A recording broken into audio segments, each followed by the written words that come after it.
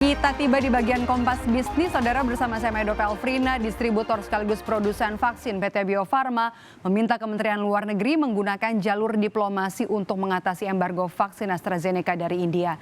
Terhambatnya suplai vaksin dikhawatirkan akan mengganggu kecepatan vaksinasi COVID-19. Saat ini pemerintah Indonesia sudah menaikkan laju kecepatan vaksinasi dari 200.000 dosis per hari menjadi 500.000 dosis per harinya.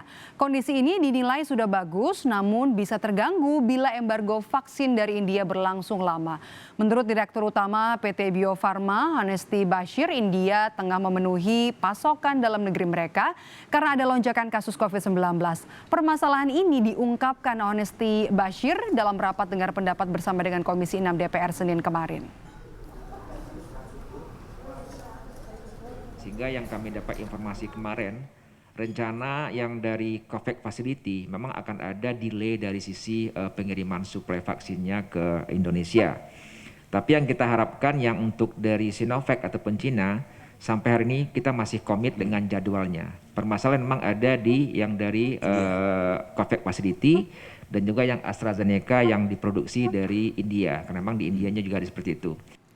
Lalu bagaimana kepastian akan datangnya vaksin AstraZeneca ke Indonesia? Apalagi vaksin AstraZeneca ini telah digunakan dalam penyuntikan pertama di sejumlah daerah di tanah air. Kita langsung tanyakan kepada juru bicara vaksinasi COVID-19 dari Kementerian Kesehatan, Siti Nadia Tarmizi. Selamat malam, Bu Nadia, apa kabar? Kabar baik, Mama Maido. Oke, Bu Nadia, yang pasti ingin kami konfirmasi terlebih dahulu, berapa banyak pengiriman vaksin yang tertunda dari jadwal? Infonya, koreksi kalau saya salah, 3,6 juta dosis ya, Bu Nadia?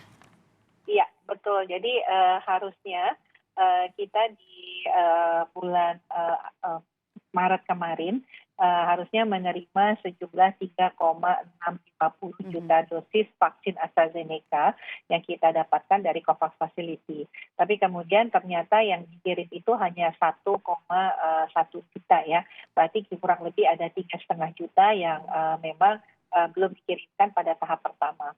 Nah, kemudian di bulan April komitmennya itu akan mengirimkan kembali sebanyak kurang lebih 7 juta dosis vaksin AstraZeneca dari COVAX Facility. Tetapi sepertinya ini tidak memungkinkan karena yang pertama pun yang harusnya selisih dari pengiriman pertama sebanyak 3,5 itu harusnya dikirimkan pada bulan April, tapi kemudian ditunda kembali baru bisa dikirimkan di bulan Mei. Di bulan Mei ya, jadi sudah ada kejelasan kalau untuk sampai kapan nanti embargo pengiriman vaksin ini diberlakukan oleh India? Ya, kalau kita lihat janjinya dari COVAX Facility, jadi kita memang tidak langsung ya kepada produsennya yang ada di India, tetapi kita melalui COVAX Facility, dalam hal ini adalah badan yang terdiri dari WHO, Gavi, dan CEPI, ini memastikan pengiriman itu akan dilakukan pada bulan Mei. Nah, ini adalah tugas kita bersama dengan Kementerian Luar Negeri untuk memastikan kembali bahwa kita tahu bahwa COVAX Facility ini adalah diplomasi yang sifatnya multilateral, jadi kita harus kemudian mendorong untuk memastikan di bulan Mei ini kita bisa menerima vaksin dari AstraZeneca dari COVAX Facility. Nah, kemudian kita akan beralih, Bu, soal kelanjutan vaksinasi tahap 2 yang sudah memakai AstraZeneca pada dosis pertamanya. Nanti apakah ada permasalahan soal ini? Ya, jadi kita tahu bahwa penyuntikan untuk sasaran vaksinasi dengan vaksin AstraZeneca ini kan kita baru mulai minggu ketiga dan keempat daripada Maret ini. Nah, kita tahu bahwa rentang waktu dosis penyuntikan untuk AstraZeneca itu adalah 8 sampai dengan 12 minggu. Kita harapkan tentunya pada minggu ke-8 vaksin tersebut sudah datang ya, artinya penyuntikan kedua ini kan paling cepat akan kita lakukan pada minggu ketiga keempat dari bulan Mei. Nah, vaksin ini AstraZeneca ini diharapkan di awal Mei sudah bisa kita terima. Bulan Mei, janjinya setelah ditunda harusnya pengiriman pada bulan April ini. Bu, Kementerian Kesehatan punya plan B jika vaksin AstraZeneca ini tidak kunjung datang? Ya, kita tahu selain melalui COVAX Facility, kita juga sudah melakukan pemesanan ya secara langsung yaitu melalui diplomasi bilateral dengan pabrik vaksin AstraZeneca sendiri. Dan jadwal daripada pengiriman vaksin AstraZeneca sendiri itu akan dimulai pada bulan Mei ya, sebanyak kurang lebih 1,3 juta dosis vaksin. Nah, kalau memang dari COVAX Facility sendiri tidak bisa mendatangkan vaksin tersebut pada bulan Mei, kita masih punya plan B, yaitu vaksin AstraZeneca yang memang kita beli langsung dari pabrik vaksin AstraZeneca. Dan itu komitmennya sekitar 1,3 juta dosis yang akan dikirimkan pada bulan Mei juga. Itu plan B-nya ya. Oke, kalau gitu berapa banyak sih Bu sebenarnya kita ingin tahu kesepakatan vaksin AstraZeneca yang diberikan untuk Indonesia? Jadi kalau untuk AstraZeneca yang kita sifatnya business to government, artinya bilateral ya, diplomasi bilateral yang kita lakukan, yang kita pesan secara langsung, ini jumlah totalnya itu ada sebanyak 54 juta dosis. Nah, 54 juta dosis ini rencana awal itu akan kita mulai secara bertahap di bulan Mei, dan bulan Juli itu adalah jumlah dosis yang paling banyak, akan sekitar 6,5 juta dosis per tiap kali pengiriman dari AstraZeneca.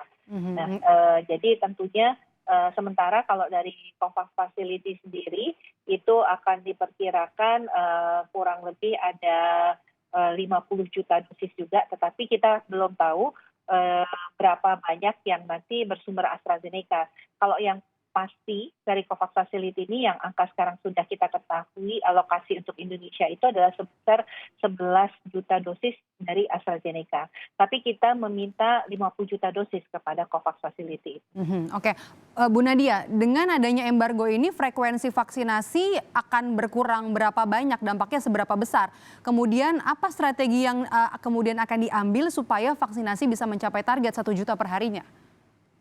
Iya, jadi ini sedikit menjadi concern kita ya, karena saat ini dengan penyuntikan dosis per hari ini kan kita sudah bisa mencapai antara 400.000 sampai dengan 500.000. Artinya kalau kemudian sesuai dengan plan, di bulan April kita memiliki jumlah dosis vaksin itu sekitar 15 juta, maka kecepatan ini kan masih akan terus bisa kita tingkatkan sesuai dengan jadwal, di mana Maret April ini adalah 500.000, kemudian Mei Juni itu kita mencapai angka 500 sampai 1 juta, dan di Juni Juli itu kita sudah mulai bergeser antara 1 juta terus sampai dengan 1,5 juta ya, untuk mengejar tentunya cakupan sasaran vaksinasi. Tapi dengan adanya hanya tersedianya 7 juta dosis vaksin yang akan beredar di bulan April tersebut, otomatis kecepatan penyuntikan akan menyesuaikan ya, sehingga mungkin pasti akan berkisar antara 200.000 sampai dengan 350.000. Oke, baik, terima kasih sudah bergabung bersama kami dan meluangkan waktu. Juru bicara vaksinasi COVID-19 dari Kementerian Kesehatan, Ibu Siti Nadia Tarmizi. Sehat selalu, Bu Nadia.